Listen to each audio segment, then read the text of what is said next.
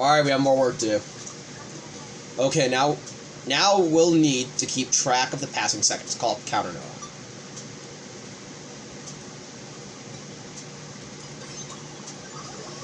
Once the switch is pushed, we must count how many seconds have passed. I am uniquely prepared for this task. Put the counter node on over to the side of the timer if you could. Connect the timer node on to the counter node on's count up port.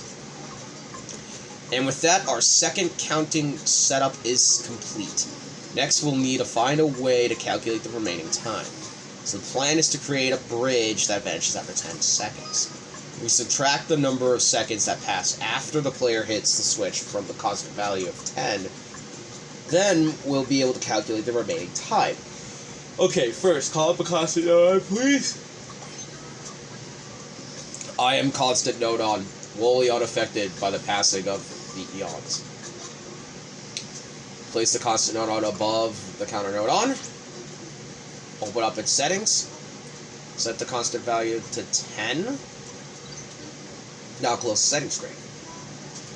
Now call up a subtraction calculator node on.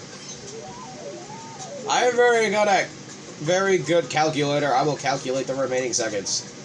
Put calculator node on over to the side of the counter. Now connect the constant node on to the calculator node as input 1. Then connect the counter node on to the calculator node on as input 2. Now the calculator node will output the remaining seconds. Now we need to figure out a way to display the remaining time on the game screen. Let's make it so the remaining seconds display off to the side of the bridge. So,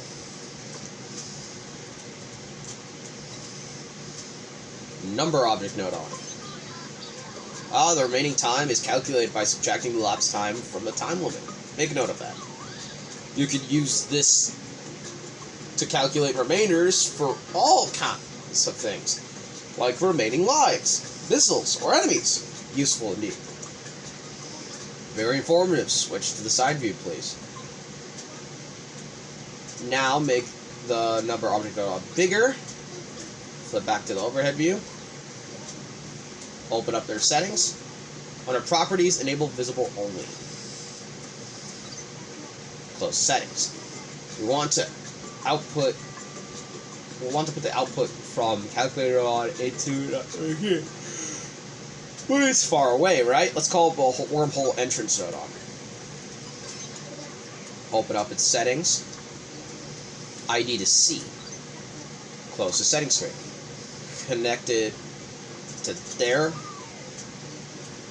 Now call up the exit node on. Open up its settings. Set the ID to C. Close settings. And connect it to the number object node on. Okay, so this setup should be displaying the calculation result. In other words, the remaining time. Let's take a look on the game screen. Press the switch. The timer over the side of the bridge is counting down, as it should. So now you'll know exactly how long you have until the bridge vanishes. Of course, the bridge isn't vanishing just yet. Let's fix that with some more programming. Before we look at that, see the numerals on the countdown timer? They're into minus numbers now. So the count doesn't stop at 0, it just keeps going. We'll need to make a few changes to have the countdown stop when it reaches 0. What do we do? Because first we'll need to check whether or not the remaining time has hit 0. Which node on helps us up with that? Comparison node on. Call up the equal. Oh, the remaining time. Is it 0 yet? Is it? I'm curious. Put it to the side here. Call up another constant node on. Place it over there. Open up its settings. Set the value to 0. Close the settings. Connect the constant node onto the input 1. And connect the calculator 1 to input 2. This setup will let us know when the remaining time has reached 0. Now call a wormhole entrance node on. And place it by the comparison node on. Open up its settings. Set the ID to B. Close the settings. Connect them together. Now, the information on whether or not the remaining time is 0 will be received by the wormhole entrance node on B. If you remember, our aim here is to stop the countdown when the timer hits 0. So we'll use the B wormhole exit node on to turn the flag node on off. Okay, call it wormhole exit node on if you please. Place it underneath. Open up its settings. Turn the ID to B. Close it. Now connect it to the off port. Now the flag will switch off when the remaining time hits 0. So when the signal to the timer node on stops, the countdown will stop as well. Next up, let's make it so that when the flag node on goes off, the remaining time will return to 10. When the flag node on is off, we'll need a counter node on to reset it.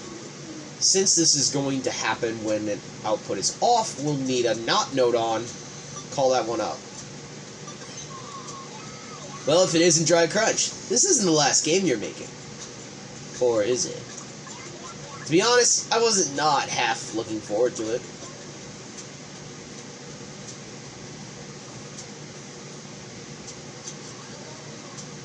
Then connect the not node on to the counter node on. Reset port. And that completes the setup for resetting the remaining time to 10 when it hits 0. Let's check it out on the game screen. Try pushing the switch. Pay attention to the number on the side of the bridge.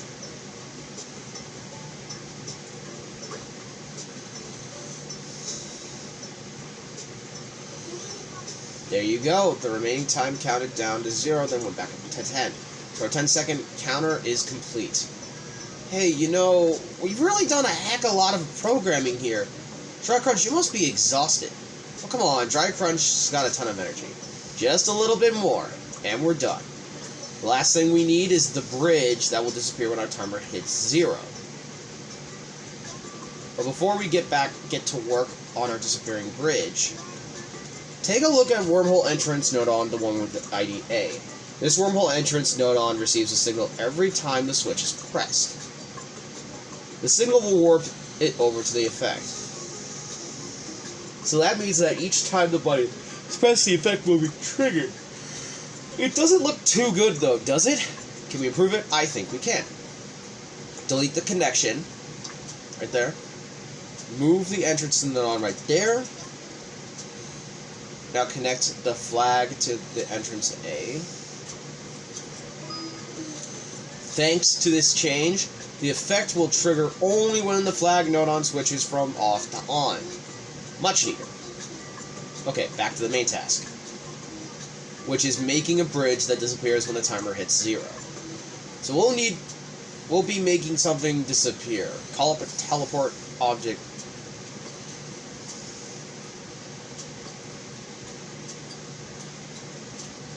Entrance. Open up its settings.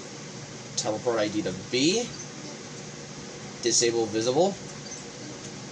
Teleport what? Enable box only. Close the screen. I'll make that large.